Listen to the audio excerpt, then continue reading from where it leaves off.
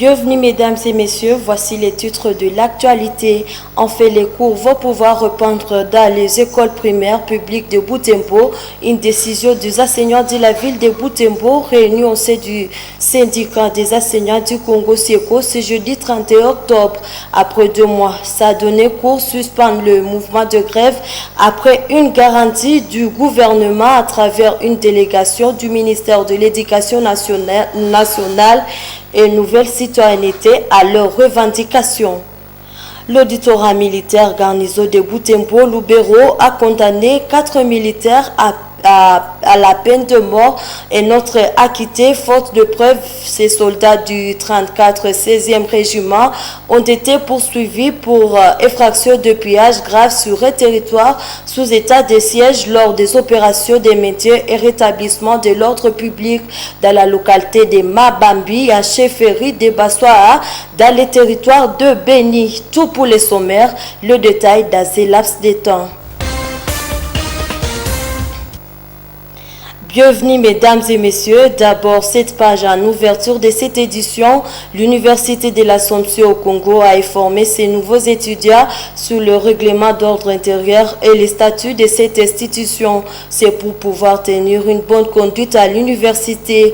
Le secrétaire général académique et administrateur de budget ont donné les indications pour la bonne collaboration. Ces étudiants nouvellement inscrits sont appelés à éviter la malhonnêteté et autres antivaleurs. Delphé Voya pour les détails. Les autorités académiques ont de nouveau entretenu les nouveaux étudiants inscrits à l'UAC.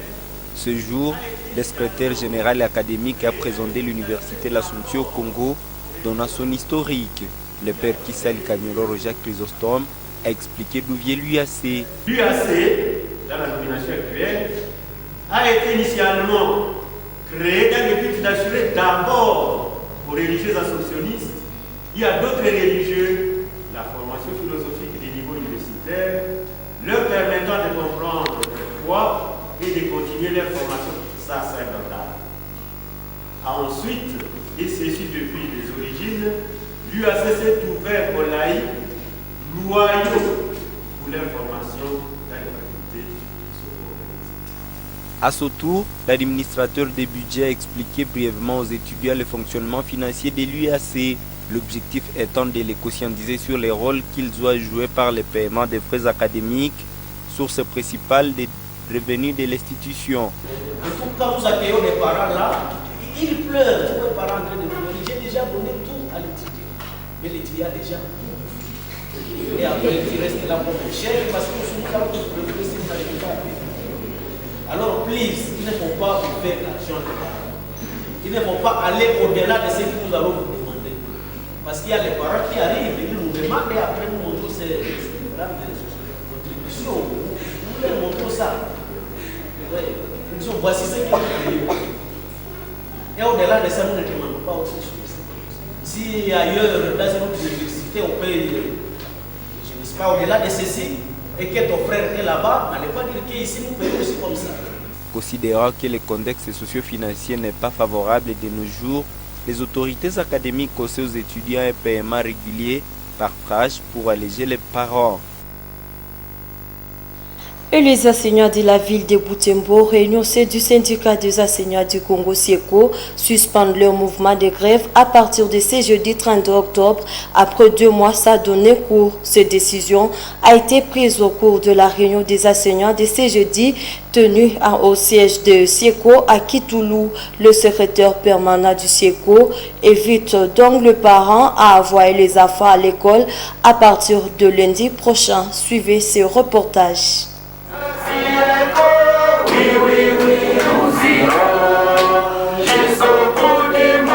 C'est par l'hymne du SIECO que 6 enseignants ont ouvert cette rencontre.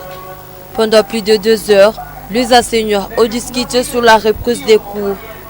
À la fin, ils ont décidé de suspendre leur mouvement de grève pour une durée de 2 mois.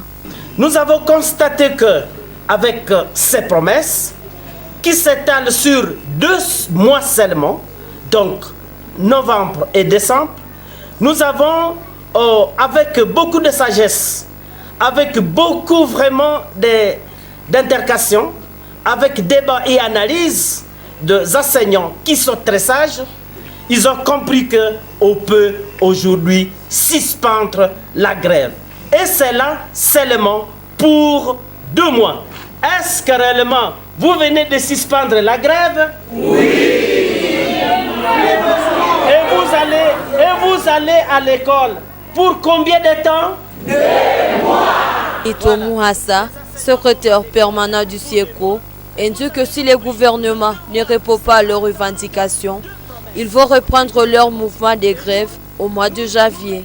Nous mettons ici le gouvernement à témoin parce que le gouvernement lui-même dit, je le répète encore pour une bonne audition, c'est la zone salariale qui sera, en tout cas il n'y aura plus de zone salariale à République démocratique du Congo et on va uniformiser la prime de gratuité aux primaires.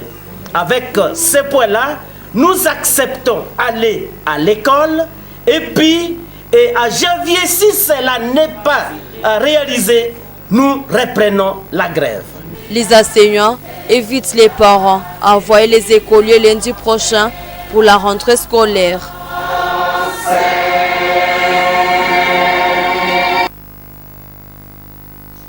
Et l'installation du coordinateur provincial des écoles et centres conventionnés ATBDECO ce jeudi 30 octobre 2024 en ville de Butembo. Les cérémonies relatives se sont déroulées dans la salle Moutete Binwea à Katia. Plusieurs autorités provinciales et locales ont été présentes à cette activité d'installation. Cette initiative vise à lutter contre le chômage dans la région. Trouvez les détails dans ce reportage d'Nzandu Ouainda Sami rendu par Grace Kaniki.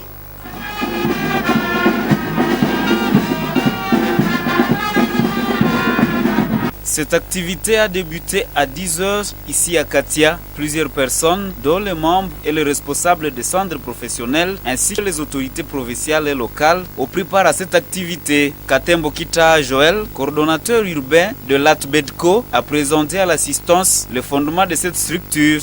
La première assemblée générale des membres de l'ATBDECO a été tenue le 15 décembre 2017 dans la grande salle de la mairie de Butembo. Et elle a connu la participation de 620 membres. Après celle-ci, le conseil d'administration a étendu l'ATBDECO dans 17 actuelles provinces administratives de la RDC, ayant au minimum des noyaux et sections, avec un siège social en ville de Butembo. L'ATBDECO sur l'ensemble des 17 provinces, mais son siège social, c'est à Butembo. Les participants ont pris connaissance de l'arrêté ministériel et le procès verbal d'installation.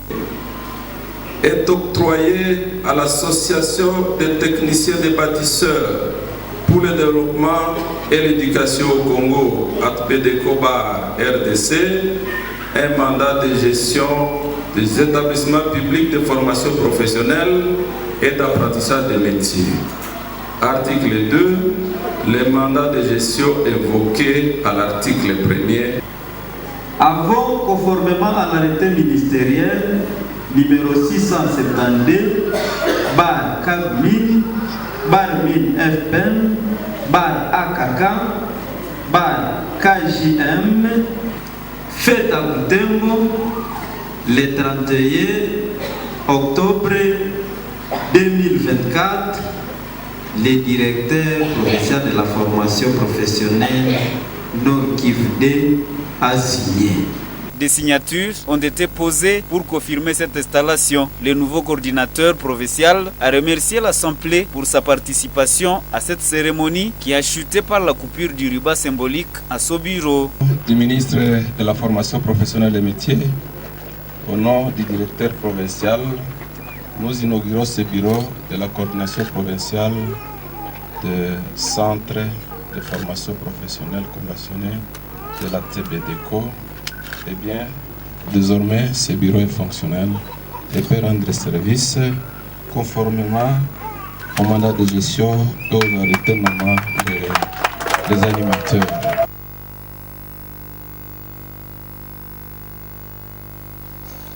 Ce jeudi 31 octobre, sur la journée internationale de l'épargne en République démocratique du Congo, elle a été célébrée sous le thème national « Épargner à RDC pour mon avenir ». Oui, c'est possible. Cette journée met en lumière l'importance de l'épargne pour la prospérité individuelle et collective. Les institutions de microfinance s'engagent à un avenir financier responsable et résilié. Joël Tali et Mirembe Kitaouite co-signent ce reportage. À Butembo, la plateforme des coopératives d'épargne et de crédit et institutions de microfinance PCIMF a organisé une conférence ce jeudi 31 octobre réunissant des autorités politico-administratives, des cadres des coopératives et des sociétés de microfinance. Les participants ont assisté à plusieurs exposés, notamment sur l'éducation financière. Les conférenciers de ce thème ont souligné la nécessité de maîtriser des concepts tels que les taux d'intérêt, la planification budgétaire ou encore l'importance d'évaluer les risques avant toute prise de décision dans les affaires. Autant de motivations qui poussent à la nécessité de vulgariser cette thématique. Relation des concepts financiers. Vous allez constater que nombreux entre la population de Butembo peuvent ne pas connaître les concepts qui cadrent avec la finance. Et ça fait à ce que les gens ne puissent pas épargner parce qu'ils ne connaissent même pas comme les éléments tels que les taux d'intérêt, l'inflation, les différents types de comptes d'épargne à ouvrir dans les institutions de microfinance. Alfred Siviri, président de la PCIMF, a expliqué que cette union d'institutions de microfinance cherche à développer des stratégies communes de résilience dans un environnement marqué par l'insécurité. Il a également insisté sur l'importance d'une éducation financière renforcée pour encourager la population à épargner. Est-ce qu'il y a une possibilité de comprendre que les stratégies pour l'épargne ne sont pas individuelles? Si nous nous sommes déjà placés en plateforme, pourquoi est-ce que notre population ne peut pas comprendre que la sensibilisation sur l'éducation financière, nous ne devons pas nous cacher pour recevoir cette sensibilisation? Parmi les activités qui ont marqué cette journée à Butembo, l'on note une caravane des institutions de microfinance qui a parcouru quelques rues de Butembo. Elle a débuté au rond-point Diapanda et s'est dirigée vers le rond-point Soficom pour passer par la rue Julien Paluku, jadis rue Kinshasa. Célébrée sous le thème national « Épargnant RDC pour mon avenir », oui c'est possible. Cette journée met ainsi en avant les initiatives locales en faveur de l'épargne et de l'assurance. Cette célébration marque un pas significatif vers une culture d'épargne plus solide en RDC, particulièrement à Butembo. Parlons sécurité, où les représentants légaux de l'Église évangélique du rite africain ERA demandent au gouvernement congolais à travers le chef de l'État de prioriser la question de la paix au pays et l'éducation des enfants. Le patriarche El Shamari Kalwa et Josué l'a dit mercredi dernier à la célébration du 15e anniversaire de la mort du deuxième dirigeant de cette église. Celui-ci a montré qu'au stade actuel, le président Tshisekedi ne doit pas prendre comme priorité la révision de la Constitution. Le numéro 1 de l'église évangélique du rite africain a montré que cette démarche entreprise par le chef de l'État congolais risquerait de créer une nouvelle crise. Suivez les propos du patriarche El Shamari Kalwae, recueilli par Gérard Mourefou.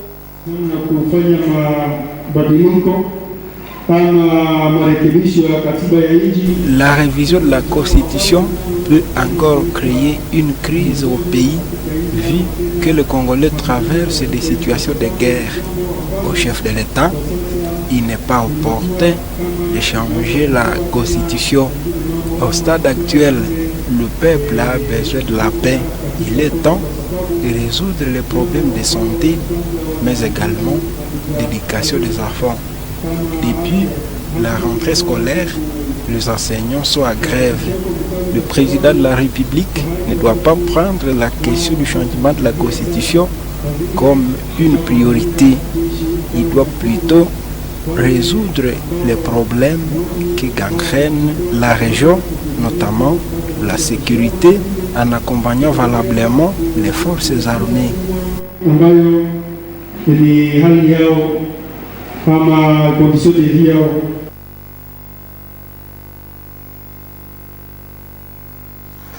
C'était là le patriarche El Chamire Kalouaé. À ses propos, le président de la République démocratique du Congo, Félix Antoine Tshisekedi, a eu un bref séjour le mercredi 31 octobre à Entebbe en Ouganda. Il est allé pour une visite de travail de quelques heures avec son homologue, le président Yoweri Museveni.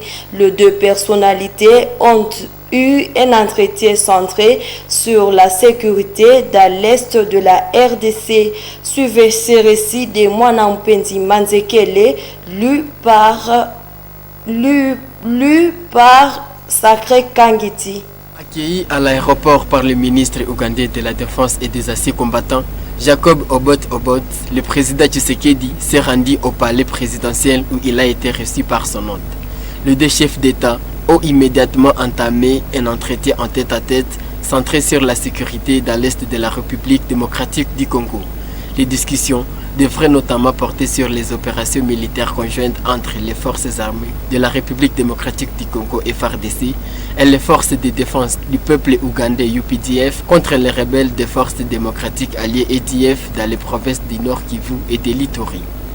Les discussions que nous avons eues ce jour, for the good discussions we have held today, des discussions très enrichissantes et très prometteuses, very useful discussions that promise a lot, qui ont tourné essentiellement autour du processus de paix, cette paix que nous voulons which pour notre turn région. around the issue of peace, peace which we all like to have. Cette paix que nous voulons pour notre région. Je repars avec l'espoir que ce que nous nous sommes dit va se concrétiser et je compte sur vous, sur votre sagesse pour que tout ce que nous nous sommes dit se réalise. Cette rencontre intervient 2 semaines après une réunion à Kinshasa entre les hauts responsables militaires de deux pays pour évaluer l'efficacité des opérations de lutte contre les groupes armés dans la région. Après Ouganda, le président congolais s'est rendu à Bujumbura pour participer au 23e sommet des COMESA des chefs d'État. L'auditorat militaire organisé de Butembo-Lubero a condamné 4 militaires à la peine de mort et notre acquitté faute de preuves. Ces soldats du 34 16e régiment ont été poursuivis pour effraction de pillages graves sur un territoire sous état de siège lors des opérations de maintien et rétablissement de l'ordre public dans la localité de Mabambi à chefferie de Bassoa, dans le territoire de Beni. Suivez ce reportage de Mwanampendi Manzekele. Ces 4 militaires sont condamnés à la peine de mort et un acquittement faute de preuves dans un procès à flagrance dans la cour de l'auditorat militaire, garnison de Butembo et Lubero. Ils ont été poursuivis par le ministère public pour les fractions de pillages graves sur un territoire sous état de siège lors de l'opération de maintien et rétablissement de l'ordre public. Ces soldats de l'État auraient pillé des biens, entre autres des ordinateurs, des téléphones, de l'argent au couvent de la paroisse catholique à Sainte Joséphine de Bakita de Mabambi, à chefferie de Bassoa. Ils avaient aussi saccagé plusieurs boutiques dans la même contrée. Ngalamulume Mutombo Shiden, Kabongon Tumbasha, et Bikuba Berkesh Charles, chacun à la peine de mort pour pillage pendant l'état de siège et à l'occasion d'une opération tendant au maintien et rétablissement de l'ordre public. Réserve les frais. À la question de savoir si les prévenus Lemi Louai Lemi est coupable de cette infraction, le tribunal a répondu non. En conséquence, l'ANAKIT et le renvoi des faits de toute poursuite judiciaire ordonne sa libération immédiate, confirme la détention des 4 prévenus condamnés. Les faits s'est passé au début de la semaine, alors que ces militaires de la 34 et 16e régiment étaient déployés dans cette zone pour combattre les éléments des groupes armés à Mabambi. Les condamnés sont sommés de payer $5 000 américains chacun pour dommages et intérêts.